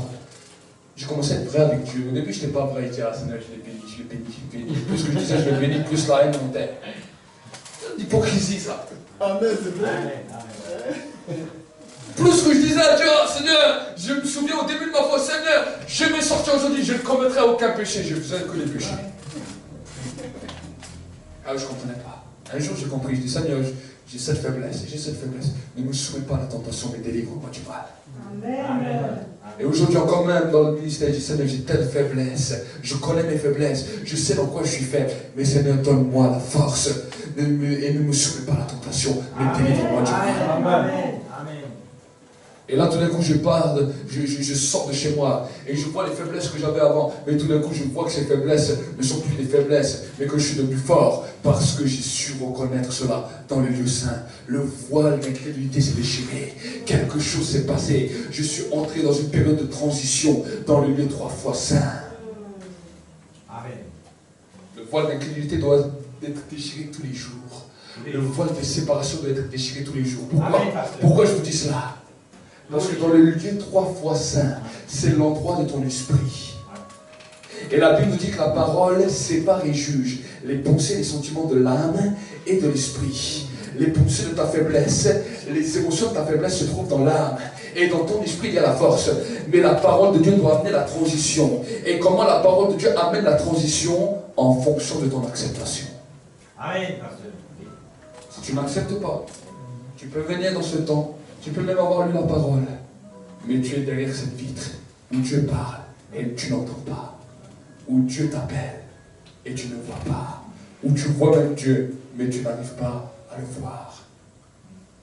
La vision que Dieu m'a donnée, je voyais mes enfants. Ils avaient la possibilité de me voir parce qu'on était juste une vitre. Mais pourtant, ils ne me voyaient pas. Je parlais, je criais, mais ils n'entendaient pas. Et le Seigneur m'a dit combien d'hommes, de femmes me voient, m'entendent, mais ils ne m'entendent pas. Me voient, mais ils ne voient pas. Parce que le cœur du peuple est resté fermé. Amen. Amen. Amen. Amen. Nous voulons tous vivre la bénédiction. La bénédiction est une chose très belle. Je suis entièrement d'accord à la bénédiction, entièrement d'accord à la prospérité, entièrement d'accord que Dieu bénisse les frères et les sœurs, entièrement d'accord que Dieu vous rende un paradis sur terre. Mais la Bible dit que servirait-il à un homme de gagner le monde s'il perd son âme? S'il perd son âme. Amen. Dieu merci pour toutes les bénédictions et Dieu va encore plus vous bénir. Mais aujourd'hui, ce message, ce n'est pas simplement pour que vous rentrez dans une bénédiction, mais ce message est pour que vous rentrez dans une transformation. Amen. Parce que même si vous êtes béni et que vous n'avez aucune transformation, la bénédiction sera amère pour vous. Amen. Amen. Amen. Amen. Dieu peut vous emmener dans le pays de vos promesses. Dieu peut vous emmener dans tous les endroits où lui voulait que vous amenez. Dans un endroit où il y a l'élévation. Mais sans transformation du cœur, l'élévation sera amère. Amen. Amen. Amen. Combien d'hommes? Salomon, un temps d'élévation extraordinaire. Et à un moment donné, il dira tout est vanité des vanités, poursuite du vent. Au début, il connaissait Dieu. Il est entré dans cette émotion. Mais l'amour des femmes l'a amené dans l'idolâtrie. Et au bout d'un moment, croit qu'il était le plus sage du monde, qu'il était l'homme le plus béni du monde, qu'il était l'homme le plus riche du monde, il était l'homme le plus désespéré du monde. Il avait tout ce qu'il voulait.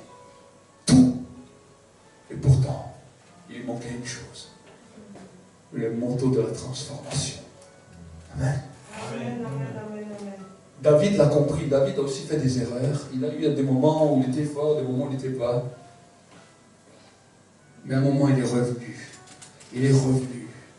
Et il a cherché Dieu. Et il a dit, Seigneur, je ne veux jamais tomber. Non, il n'a pas dit, je ne veux jamais tomber. Il a dit, mais je ne veux jamais être éloigné de toi. Je veux reconnaître mes faiblesses. Il a dit, tant que je me suis tué, mes os se consumaient. Mes os commençaient à dépérir. Mais quand je t'ai annoncé, quand je t'ai confessé mes iniquités, tu as commencé à restaurer même mes os qui étaient brisés.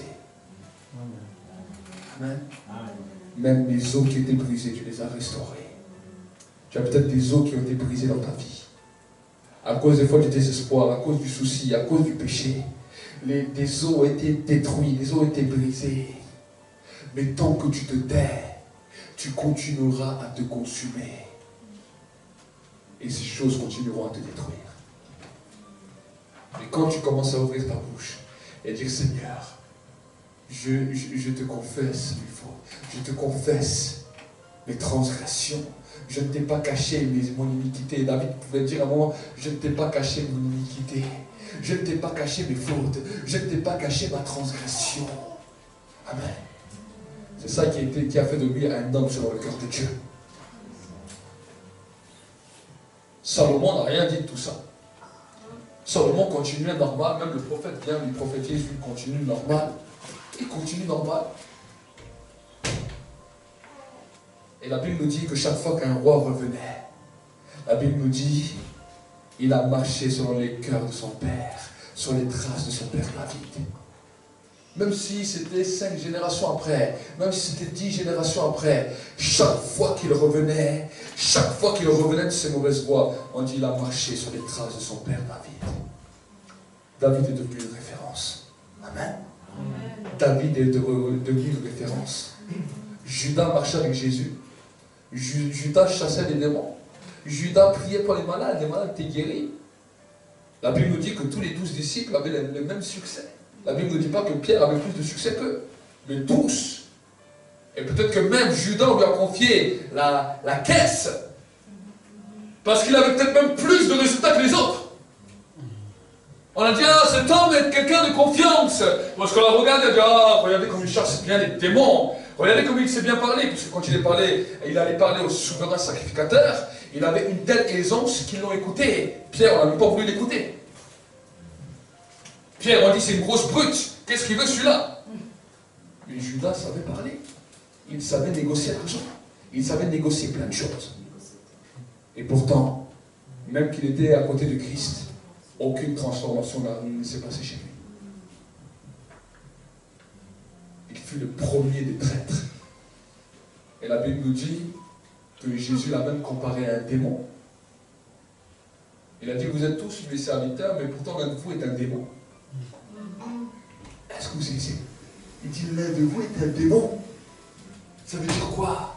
Ça veut dire que tant que nous n'acceptons pas de marcher dans les voies de Dieu et de dire, Seigneur, je reconnais mes faiblesses, alors Dieu nous compare à des démons. Pourquoi? Parce que les démons n'ont jamais reconnu leurs erreurs. Satan n'a jamais reconnu ses erreurs. Jusqu'à aujourd'hui, il n'a jamais reconnu ses erreurs. Amen. Les démons, aucun n'ont reconnu leurs erreurs. Pourquoi Dieu nous a jetés du ciel? Nous on est des victimes. Pourquoi on nous a jetés du ciel? Qu'est-ce qu'on a fait? On n'a rien fait à Dieu. Est-ce que vous savez? Et les hommes sont pareils, mais qu'est-ce que j'ai fait au bon Dieu? Un jour, j'entends des fois des gens me dire, ah, mais un jour je parlerai avec Dieu. Qu'est-ce que j'ai fait au bon Dieu? Cette mentalité, cette parole est une parole du diable. Et quand nous parlons de cette manière, nous sommes semblables à des démons. Amen. Celui qui reconnaît ne devient plus semblable à un démon, mais devient semblable à Dieu, parce qu'il reconnaît sa faiblesse. Mais celui qui ne reconnaît pas sa faiblesse, il est semblable à un démon. Et dans le monde spirituel, il est reconnu comme un démon. Quoique même des fois, il peut marcher avec les œuvres de Dieu, avec la puissance de Dieu. Il peut voir des guérisons, il peut voir des miracles. Mais son état d'âme fait de lui qu'il est semblable à un esprit mauvais. Amen. La reconnaissance n'est pas une chose facile, surtout quand tu grandis, gravis des échelons, surtout si des gens commencent à t'honorer, surtout si des gens commencent à te respecter, et que tu dois chaque fois reconnaître tes faiblesses, c'est quelque chose de difficile. Et c'est chaque fois que nous nous humilions, que nous parvenons à la gloire. Amen. Amen. Amen. Amen. Celui qui s'abaisse sera élevé, mais celui qui s'élève sera abaissé. C'est pas moi qui le dis, c'est la parole de Dieu. Amen. Amen. Celui qui sait reconnaître sera élevé. Celui qui ne sait pas reconnaître sera abaissé jusqu'au plus profond de l'enfer. C'est peut-être des paroles dures. Alors on peut critiquer, on peut calomnier. Nous devons reconnaître. Amen. C'est la vérité. Nous devons commencer à reconnaître. Je me souviens quand j'ai commencé à prêcher certains thèmes, des gens ont fui. J'ai parlé des thèmes des fois qui peuvent choquer. Qui peuvent étonner les gens. Même des fois de thèmes simples. Je parlais même des fois de la dîme d'offrande. Les gens sont partis en fouille. Au lieu de dire, Seigneur, je reconnais que pour moi, cela est quelque chose de difficile, ou que je n'arrive pas à comprendre cela, je reconnais ma faiblesse. Non, ils ont dit, ça c'est pas de Dieu. Ça c'est du diable. On ne se moque pas de Dieu, la Bible dit. Amen. Amen. Amen. Dans tous les points, on commence à reconnaître, à réfléchir, à s'asseoir et dire, Seigneur, je vais aller plus loin avec toi. Arrêtez de rester dans le lieu saint. C'est beau le lieu saint. Mais le lieu saint ne nous amènera pas dans un niveau de transformation. Si tu ressors du lieu saint, les sacrificateurs qui sortaient du lieu saint étaient toujours les mêmes. Mais le souverain sacrificateur qui entrait dans le lieu très saint une fois par an, chaque fois qu'il en sortait, il était différent. S'il en sortait. S'il n'arrivait pas à en sortir, c'est qu'il ne s'était pas bien préparé. Mais s'il arrivait à en sortir, il était transformé. Regardez, la Bible nous dit. La Bible nous dit que le père de Jean-Baptiste est entré dans ce lieu-là. Et un ange est venu. Sa femme était stérile. Sa femme n'avait pas d'enfant. Et lui, il était là, il s'était préparé. Il ne regardait pas sur ses propres faiblesses. En plus, il était vieux. Et la Bible nous dit que quand il est entré, la gloire est descendue. Un ange de l'Éternel est venu lui a donné un message. Il a dit, mais Seigneur, est-ce que vraiment ça se fera? L'ange lui dit, tu ne peux pas sortir de ce lieu en doutant, je vais fermer ta bouche, je vais prendre du fil, je vais ligoter ta bouche. Il est sorti, il était muet. Quand les gens voulaient lui demander, mais qu'est-ce qui s'est passé? Il était muet. Parce qu'il a reconnu dans la présence de Dieu qu'il ne pouvait pas parler comme ça. Cet homme a enseigné ça à son fils. Son fils est devenu le père des grands prédicateurs, le prophète Jean-Baptiste. Est-ce que vous savez? Moïse n'a pas compris la première fois. Il est venu dans la présence de Dieu. Dieu lui a fait la grâce d'aller dans le lieu très saint. Dieu lui dit, je suis descendu pour délivrer mon peuple. Moïse lui dit, ah oui, tu veux délivrer, comment tu veux faire? Je vais t'envoyer toi. Il dit, envoie qui tu veux envoyer. Moi, j'ai une bouche que je n'arrive pas à parler. Dieu dit, attention, je vais t'envoyer toi. Dieu ne lui a rien dit. Il est parti. La Bible dit, quand il est rentré chez lui, Dieu est descendu, il voulait tuer Moïse. Il a été sauvé à cause de sa femme. Est-ce que vous savez? Quand Moïse a dit, oh, Dieu voulait me tuer. On ne peut pas fuir à Dieu. Si on veut fuir à Dieu, au bout d'un moment, Dieu va vouloir se manger. Quand Moïse a vu ça, la fois d'après, il a dit, moi, quand je vais monter devant Dieu, je vais jeûner, je vais me préparer. Et son seul caractère, quand il est redescendu, il a fait encore une erreur. Il s'est énervé à cause du peuple. Au lieu de parler au rocher, il a tapé le rocher. Et il est passé à côté du pays promis. Après, il a voulu négocier ça avec Dieu. Il a dit, il n'y a plus de négociation. Même si tu étais bien dans ma présence, tu l'as alourdi. Tu as alourdi les souffrances du Christ. Jésus ne devait jamais se faire fouetter 40 coups moins 1. Jésus devait être crucifié à point c'est tout. Mais à cause de Moïse, parce que Moïse a refusé de parler, il a tapé avec le bâton, il a chopé 40 coups moins 1 en plus. Chaque désobéissance amène quelque chose, quelques coups dans le corps du Christ. Et c'est pour cela que Dieu nous appelle à être vigilants. Parce que des fois notre désobéissance va permettre que des frères vont mourir à cause de nous. Que des hommes, des femmes vont mourir à cause de nous.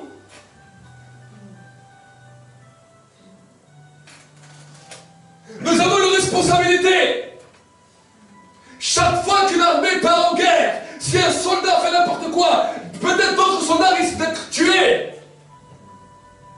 C'est la loi de la guerre qui nous apprend ça. Et la Bible nous dit que nous sommes dans une guerre contre Satan. Amen. Amen. On y est. Amen.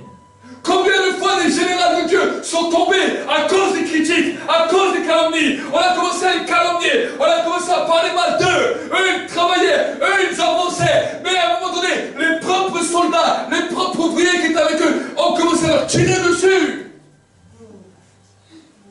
Si tu vois une faiblesse d'un oin, ne détruis pas son oin, mais couvre sa faiblesse. Amen. Amen. Amen. Amen. Ne détruis pas son oin. Parce que tu vas faire un dommage au corps de Christ. Il avait quelque chose qui était de la part de Dieu. Il avait reçu quelque chose. Et par ta critique, tu l'as détruit. Amen. Amen. Regarde sur toi. Il dit, Seigneur, il a une faiblesse, mais moi j'en ai aussi une. Vous savez, c'est ça l'erreur qu'on a fait dans le monde du christianisme. Moi aussi, j'ai fait au début cette erreur quand je me suis converti. Je me disais, au début, je reconnaissais certaines faiblesses. Mais je disais, un jour où je serai pasteur, je n'aurai plus aucune faiblesse. Le jour où je serai dans le ministère, je n'aurai plus aucune faiblesse. Parce que je voyais tous les gens qui étaient dans le ministère, je les voyais, ils avaient l'air d'être tellement saints, tellement purs, que je disais, c'est ça la clé. Le jour où je suis dans le ministère, alors je n'ai plus aucune faiblesse. Quand j'ai découvert des fois les faiblesses qu'ils avaient, mais qu'ils cachaient, j'étais étonné. Je dis, mais c'est pas possible. Comment ça se fait qu'eux aussi ils ont des faiblesses? Je croyais qu'il n'y avait que moi. Et quand je suis devenu pasteur, je dis, maintenant c'est bon, je n'ai plus de faiblesses. C'est là où toutes les faiblesses de pire en sont venues. Amen. Amen.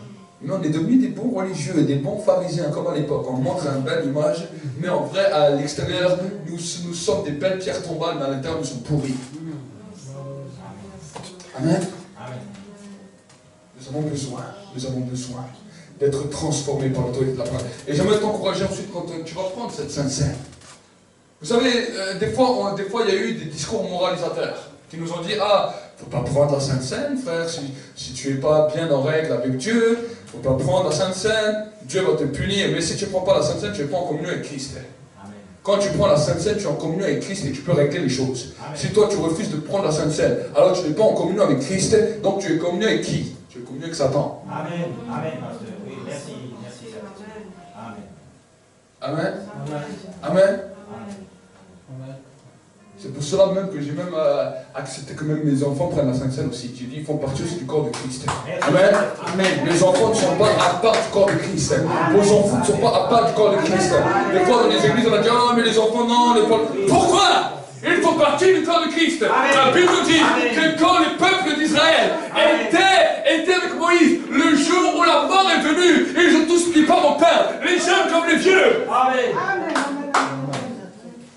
C'est la vérité. Oui. C'est les dogmes religieux qui ont séparé les générations, qui ont détruit les générations. Les jeunes enfants, on les éloigne. Ah non, c'est pas pour toi. Oui. Amen. Alors j'ai dit, alors je vais pas être en communion avec Dieu. J'ai pas besoin d'être en communion avec Dieu si ce n'est pas pour moi. S'il prend, il est aussi en communion avec Jésus. Il a aussi le droit d'être en communion avec Jésus, même s'il a peut-être 2 ans, 3 ans, 5 ans, 6 ans. Amen. Amen. Amen. Amen. La Bible nous dit que quand nous prenons le pain, quand nous mangeons ce pain et quand nous buvons ce sang, nous sommes en communion avec Jésus. Amen. Amen. Amen. Et quand nous sommes en communion avec Jésus, c'est pour recevoir non seulement le pardon de nos péchés, mais pour recevoir aussi l'acceptation de la grâce sur nos vies. Amen. Si nous nous jugeons nous-mêmes, nous ne serions pas jugés. Mais par ces jugements, le Seigneur nous corrige afin que nous ne soyons pas condamnés avec le monde. Amen. Amen. Amen.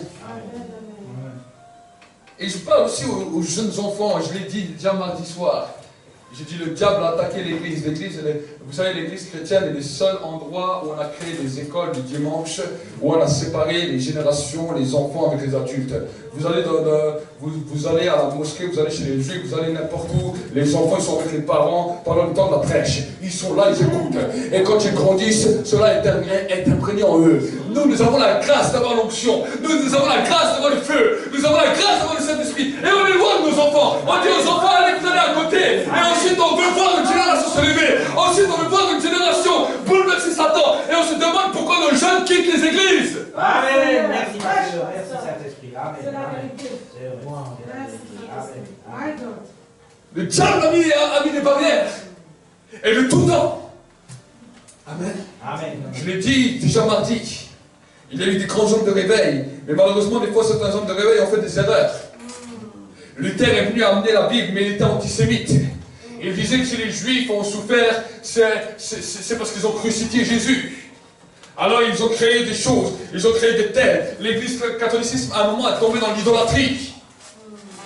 Mais le Seigneur veut ramener un réveil puissant qui va bouleverser notre nation. Un réveil qui va être uniquement basé sur la personne du Saint-Esprit. Un réveil qui est dans lequel nous n'allons pas voir seulement le Saint-Esprit dans une seule réunion, mais nous allons chercher le Saint-Esprit réunion après réunion. Et ce n'est pas nous qui allons attirer les hommes. Vous savez, il y a quelque chose que le Saint-Esprit m'a révélé ces jours-ci. Et peut-être je vais choquer, parce que moi-même j'étais un prédicateur de rue, moi-même j'ai beaucoup prêché dans les rues, et j'ai commencé par la rue, et j'ai aimé beaucoup la rue. Mais le Seigneur m'a parlé de quelque chose de spécial. Quand je suis venu en tant que prédicateur, quand je suis devenu pasteur, et quand j'ai dû moi-même fonder l'église, j'ai réalisé une chose, que je n'avais plus le même impact en tant que prédicateur de rue. Et pendant des années, je ne comprenais pas. Des fois, je forçais quand même et je faisais les choses, mais cela ne marchait plus comme j'ai vu avant. Et à un moment donné, alors que j'étais dans ça, que surtout ces temps-ci, que je cherchais la présence de Dieu pour avoir la direction, le Saint-Esprit m'a parlé clairement. Il m'a dit, tu sais, il y avait 12 prédicateurs de rue extraordinaires pendant 3 ans. Qui ont vu des choses extraordinaires pendant 3 ans, mais pourtant, même s'ils étaient des prédicateurs de rue extraordinaires, le fruit n'était pas réel. Ils ont marché avec Jésus pendant 3 ans dans les rues. Mais quand Jésus est parti, ils n'étaient que 120. Ils ont prêché à des milliers, ils ont imposé les mains à des milliers, mais pourtant ils n'étaient que 120. Et ça m'a dit, l'église ne s'est pas bâtie quand les gens sont allés chercher les personnes dans les rues. Mais l'église s'est bâtie quand l'église a commencé à honorer le Saint-Esprit, à chercher le Saint-Esprit. Jésus a dit, vous recevrez une puissance, restez à Jérusalem, ne quittez pas Jérusalem avant d'avoir reçu la puissance. Alors vous allez être mes témoins à Jérusalem, en Judée, en Samarie, jusqu'aux extrémités de la terre. Les disciples ont dit dire à Jésus pendant les 40 jours, mais comment? Le Seigneur a dit, restez, vous allez voir le signe, vous allez voir le signe. Vous n'allez pas vous-même même chercher les âmes, mais je vais commencer à les attirer. Quand le Fils de l'homme sera élevé, il attirera tous les hommes de la terre vers moi. C'est Dieu qui va commencer à amener. Le Seigneur m'a dit, ramène seulement ma présence dans l'église. Ne cherche pas à droite, à gauche. Quand tu peux parler avec les gens, parle-leur bien sûr de la foi. Il a dit, mais ne cherche pas à toi-même à attirer les gens. Il a dit, amène ma présence dans l'église. Laisse que mon onction va continuer à grandir. Va continuer à grandir. C'est moi qui vais bâtir l'église, c'est pas toi. Amen. Amen. Amen. 3000 personnes sont venues en un jour.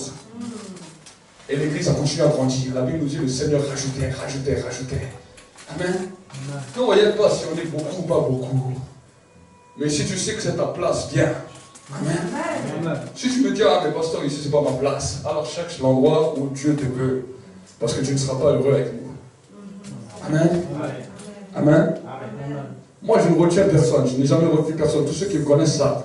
Les gens même qui sont nés dans l'église m'ont dit, des fois, ici ce n'est plus ma place, je vais partir. Je dis, je prie encore avec toi, pars. Amen. Amen. Et je ne viens pas agir dans l'église avec un esprit de contrôle ou à téléphoner à tout le monde et à rentrer tout le monde. Celui qui veut venir, bien. Celui qui ne veut pas venir, tant pis. Amen. Amen. Mais je sais une chose. C'est que j'ai reçu les directions de Dieu. Et je vais marcher dans cette direction. Et vous qui êtes l'église, je vous le partage. Parce que ici, ça va être l'hôtel de l'esprit. Celui qui ne veut pas, qui ne veut rien savoir du Saint-Esprit, alors c'est vrai que ta place n'est pas là. Ceux qui sont les ennemis du Saint-Esprit sont mes premiers ennemis. Amen. Amen. Amen. Ceux qui sont les amis du Saint-Esprit sont mes premiers amis. Amen. Je dis cette prière à Dieu. Je dis, Seigneur, que tous ceux qui sont tes ennemis, tous ceux qui sont ennemis du Saint-Esprit deviennent tous mes ennemis. C'est un honneur pour moi que quand les gens me disent, je te combats à cause du Saint-Esprit, alors pour moi c'est un honneur. Oui. Amen. Parce que je sais qui est leur Père. Amen. L'église est souvent m'a attaqué pour cela. Souvent m'a attaqué parce que sur notre site internet c'est écrit en grand. La mission, la vision principale que nous avons reçue. Il y a la photo de moi et de mon épouse, et il est écrit la vision principale que nous avons reçue. C'est de faire connaître aux hommes et au monde la personne du Saint-Esprit. À cause de cette phrase, si vous saviez le nombre de combats que j'ai eu à cause de cette phrase. Amen. Pourquoi? Parce que ça a dérangé dans le monde spirituel. Et j'aimerais vous dire qu'ici, les gens ne viendront pas pour un homme, ils ne viendront pas pour une prédication, ils ne viendront pas pour un message, ils ne viendront pas pour une belle louange, ils viendront à cause du Saint-Esprit. Amen. Les hommes vont commencer à courir à gauche et à droite à cause de la présence de Dieu. Amen. Amen. Amen. Alors que nous étions en Colombie au mois de juin, le prophète qui est venu nous prophétiser, il y a la vidéo sur le net, vous pouvez voir la vidéo sur notre chaîne internet. Il a dit le réveil qui vient dans l'endroit où Dieu vous a placé. Ça ne va pas être seulement un réveil avec des guérisons et des miracles de délivrance. Il a dit ça, bien sûr que ça fait partie du réveil. Et ça, il a dit, vous allez le voir et en grand nom. Il a dit, mais ce ne va pas être ça, la base du réveil, la base qui va amener les gens. Mais ça va être à cause qu'il y aura une transformation de mentalité. Les gens vont venir pour voir le Saint-Esprit. Et le Seigneur m'a dit, le Seigneur nous a dit à moi et mon épouse, que Dieu allait envoyer des alliés, des hommes, des femmes qui allaient travailler avec nous pour révolutionner notre nation. Amen. Amen. Amen. Pour nous emparer du pays. Nous avons une vision de conquistateur. Nous n'avons pas simplement une vision d'une église locale où seulement on vient, si on est à 200, 500, 1000, on est heureux. On a une vision de conquistateur, de changer les dogmes de la nation, de changer les lois de la nation, de changer les principes de la nation. Nous voulons faire fléchir le président de la République. Nous voulons faire fléchir les ministres. Nous voulons que quand ils viennent ici, ils commencent à trembler. Nous voulons voir que les hommes et les femmes sachent qu'il y a un Dieu et que c'est Dieu qui décide. Ce n'est pas l'homme qui décide, mais c'est Dieu qui décide. Amen. Amen. La Bible nous dit dans l'Ancien Testament, alors que Élisée a parlé, il a dit, tu diras à Naaman le Syrien que dans cette nation, il y a un serviteur de Dieu. Amen. Amen. Vous voulez voir la différence, c'est ça. Quand les religions vont commencer à trembler, quand les mouvements religieux vont commencer à trembler, quand les pouvoirs politiques vont commencer à trembler. Je crois qu'aujourd'hui c'était l'église qui tremblait. On nous persécute, on nous poursuit. Est-ce que vous saisissez? Mais si c'est l'État qui tremble, et du coup quand cette église parle, on tremble. Amen. Ils sauront qu'il y a un Dieu. Amen. Comment cela peut se produire? Quand le Saint-Esprit règne. Amen. Si moi je viens régner avec un esprit de contrôle, avec un esprit humain, ils le font mieux que nous. Amen. Ils dirigent la politique mieux que nous avec un esprit de contrôle. Oui. Et nous, on peut diriger l'église pareil que leur ressembler. Comme ça, ils nous serrent la main. On dit, ah monsieur, vous êtes un homme honorable. Je ne suis pas un homme honorable. Je suis un homme qui honore le Dieu qui mérite tous les honneurs. Amen. Amen. Amen. Je ne veux pas moi des honneurs pour moi, je veux qu'on honore Dieu. Si toi tu me dis je suis un homme honorable, mais que ta pratique méprise Dieu, alors je n'ai rien à faire avec toi. Amen. Même si tu es président, même si tu es ministre. Amen. Mais si ta pratique honore Dieu, alors je peux te serrer la main. Amen. Jean-Baptiste parlait comme cela. Les prophètes parlaient comme ça. Elle a dit comment? Je vais serrer la main d'un assassin. Est-ce que vous essayez? Mais si tu veux changer, vous imaginez, aujourd'hui, ce sont les hommes de Dieu qui courent après les hommes politiques. Nous n'allons pas courir après les politiques, ceux qui vont nous courir après. Amen. Amen. L'intégrité, c'est ça. Et quand eux, ils vont trembler à la parole de Dieu, ils vont dire, ah, je veux venir, mais je veux d'abord changer ça, pour faire plaisir à Dieu, et pour que les hommes de Dieu puissent reconnaître que je marche avec intégrité, et avoir leur faveur. Ça, c'est ce que nous voulons entendre dans notre pays de France. Amen. Nous ne voulons plus voir les francs-maçons, les rose-croix. C'est à cause de cela qu'ils ont bouffé. Les francs-maçons, les rose-croix, les occultistes. Et ils ont grandi. Et ils impactent eux-mêmes l'église. Et ils viennent eux-mêmes avec des beaux discours, des belles paroles. Et on leur donne les meilleures places pour qu'eux-mêmes amènent leur loi démoniaque. Ils amènent le New Age à l'église. Amen. On dit Amen. Mais par contre, s'ils voient le Saint-Esprit, à peine ils rentrent dans l'église, ils vont être neutralisés. Même s'ils disent, on est des bons chrétiens, on veut se faire baptiser, à peine il est dans l'eau, il commence à trembler. Il dit, mais je ne voulais pas. Je dis, comment tu ne voulais pas? Personne ne voulait te faire baptiser. Tu ne voulais pas te faire baptiser. Amen. Amen. Pourquoi je vous dis cela? Parce que quand une fois j'ai baptisé une personne, ça m'est arrivé en plein baptême. La personne commence à manifester, les démons commencent à manifester en plein baptême. Dès qu'on l'a mis dans l'eau, il commence à manifester. Amen. Je vous dis la vérité. On doit commencer à grandir. On doit commencer à saisir. On doit commencer à comprendre des choses. Amen. Amen. Amen. Et ça, c'est la mentalité de l'église. C'est la mentalité de l'église Centre mondial de réveil. Chaque église a sa mentalité. Chaque église a son entité. L'entité d'ici de l'église. Ce que Dieu a mis à cœur, c'est ça. Les gens qui veulent marcher dans cette dimension, ok.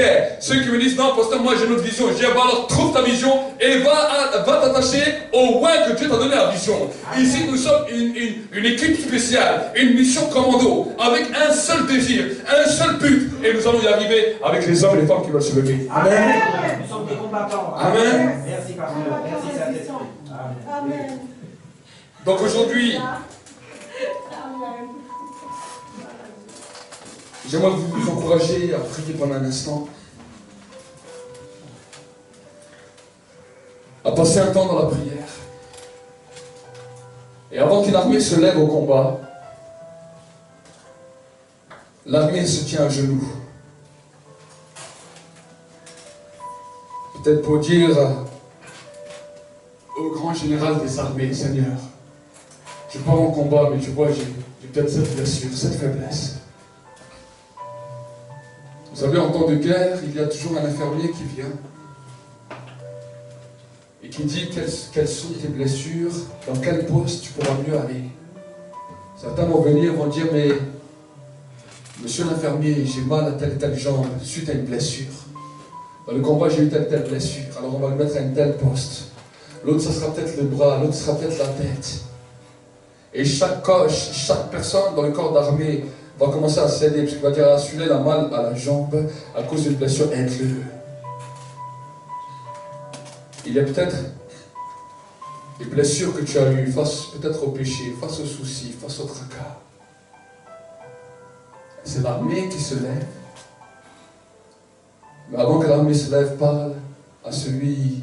Il y a les anges qui sont infirmiers, il y a les anges en faveur de la guérison et de la délivrance qui sont déployés ici. Là, il y a les anges qui vont t'aider, le Saint-Esprit qui va t'aider. La Bible nous dit que le Saint-Esprit vient nous aider dans nos faiblesses. Et alors que nous passons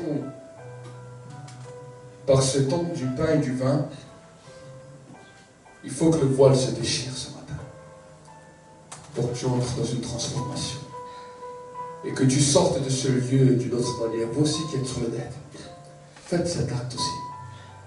Faites cet acte aussi. Faites cet acte pour la gloire de Dieu le Père. Les enfants aussi, vous pouvez faire cet acte. Si peut-être vous vous sentez faible, vous dites, mais Seigneur, comment je peux prier, comment je peux m'approcher de toi? Priez aussi. Fermez les yeux à votre place et priez Dieu aussi. Dieu aussi quelque chose pour vous. J'aime beaucoup les enfants et j'aime beaucoup la jeunesse. Et je crois qu'il n'y a pas d'âge. Qu'il n'y a pas d'âge. Parle à Dieu. Parle à Dieu. J'aimerais te laisser quelques instants pour parler à Dieu. J'aimerais te laisser quelques instants pour parler à Dieu. Parler à Dieu. Quelque chose est en train de se produire. Quelque chose est en train de se passer. L'onction de Dieu est en train de descendre. La présence de Dieu est en train de se répandre.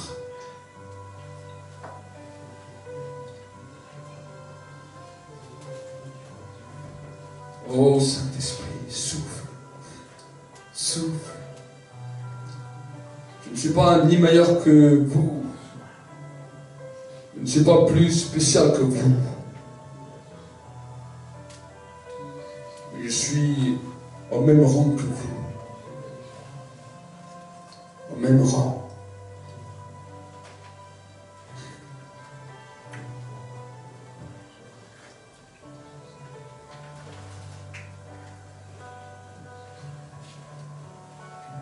Peut-être ma sœur Nora peut pouvoir venir pour passer dans les rangs et distribuer le pain et le vin. Continue à rester dans cette atmosphère. Elle passera juste dans les rangs. Et j'aimerais t'encourager que quand tu prends ce pain et ce vin, laisse que la glace se rompe. Laisse que le double vitrage qui était là soit détruit. Que le double vitrage qui était là soit rompu. Laisse que quelque chose de nouveau puisse commencer à se produire.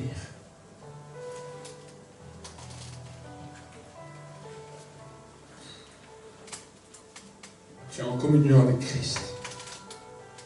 La Bible nous dit, si tu es en communion avec Christ, voici les choses anciennes sont passées. Les choses anciennes sont passées. Et toutes choses deviennent nouvelles. Les choses deviennent nouvelles quand? Quand le voile se brise. C'est les pensées, les émotions de l'esprit qui reviennent. Peut-être qu'avant tu étais fort, mais peut-être que les situations de la vie t'ont détruit. Peut-être les problèmes, les critiques t'ont détruit. Les attaques familiales t'ont détruit. Les situations d'échec t'ont détruit. Peut-être que tu pensais que Dieu allait agir, mais que cela t'a détruit. D'autres, c'est des fois la maladie qui a détruit. D'autres, l'infirmité. Mais la Bible nous dit que toutes choses deviennent nouvelles. Un renouvellement dans ta pensée. Un renouvellement dans ton âme. Et la force que tu avais perdue, je déclare dans le nom de Jésus que maintenant, à cause de ton humiliation, tu vas commencer à grandir.